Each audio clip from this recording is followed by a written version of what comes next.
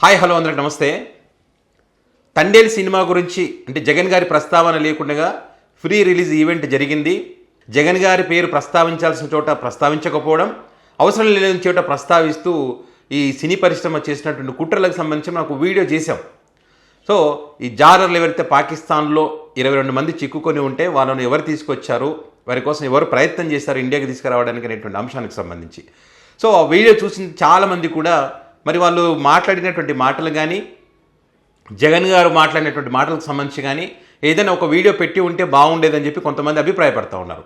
మరికొంతమంది ఏంటంటే ఇదంతా ఫేక్ అని చెప్పి మరికొంతమంది పోస్టింగ్లు కానీ కామెంట్లు కానీ పెడతా ఉన్నారు. సో అలాంటి వాళ్ళ కోసం మరి జగన్ గారు వాళ్ళతో మాట్లాడినటువంటి మాటలు కానీ, మరి వాళ్ళు మాట్లాడినటువంటి మాటలు కానీ మీకు వినిపించే ప్రయత్నం చేస్తాను.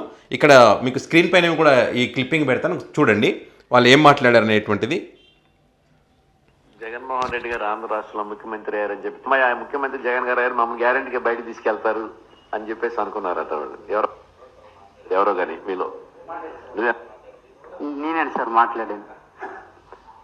మాకు ప్రాణం పోసారు సార్. మీ అందరికీ కూడా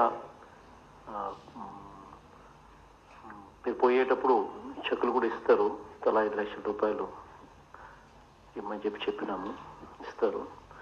దాంతో ఇంకా మళ్ళీ అక్కడికి పోకుండా ఆ డబ్బుతో కొంచెం ఇక్కడే ఏదన్నా స్థిరపడేట్టుగా ఏదన్నా ఉపయోగపెట్టుకున్న డబ్బును. Okay sir, thank you sir. ఎంత పెద్ద కృషి చేసినటువంటి జగన్మోహన్ రెడ్డి.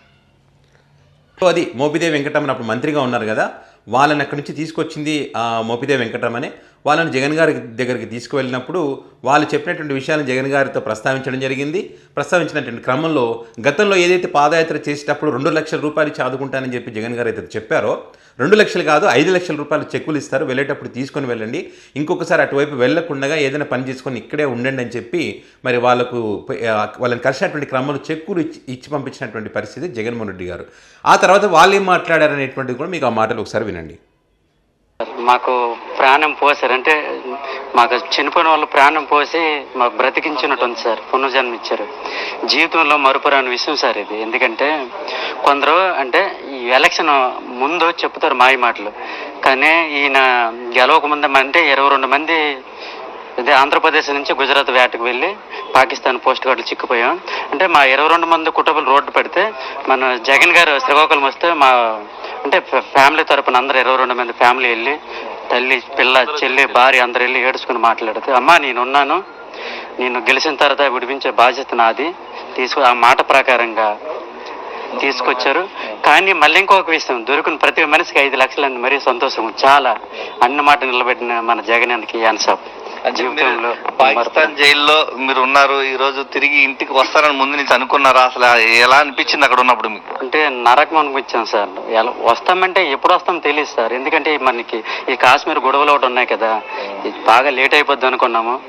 చాలా మన జగనన్న గారి నుంచి బయటపడ్డాం, చాలా సంతోషమైన విషయం సార్, జీవితంలో మరవలేని విషయం. పాకిస్తాన్ నుంచి వస్తామో రామో కూడా తెలియనటువంటి పరిస్థితి. మరి జగన్మోహన్ రెడ్డి గారు అక్కడ శ్రీకాకుళం వెళ్ళినప్పుడు, పాదయాత్ర వెళ్ళినప్పుడు ఆ 22 మందికి సంబంధించినటువంటి కుటుంబంలో ఉన్నటువంటి ప్రతి ఒక్కరు కూడా, పిల్లలు తల్లులు అందరూ కూడా జగన్ గారిని వెళ్ళి కలిసి కన్నీళ్ళు పెట్టుకున్నటువంటి క్రమంలో మరి అక్కడ ఖచ్చితంగా వాళ్ళకు మాట ఇచ్చి, అమ్మ నేను ఉన్నాను, నేను మీ వాళ్ళందరినీ ఇక్కడ తీసుకొస్తానని చెప్పి, అప్పుడు కాశ్మీర్ గొడవలు కూడా ఉన్నటువంటి క్రమంలో మరి భయపడ్డామని చెప్పి వీళ్ళ మాటలను మనం విన్నాం ఇప్పుడు. సో ఇలాంటి పరిస్థితుల్లో జగన్ గారు మరి వాళ్ళని తీసుకురావడానికి కృషి చేసినటువంటి పరిస్థితి జగన్ గారు.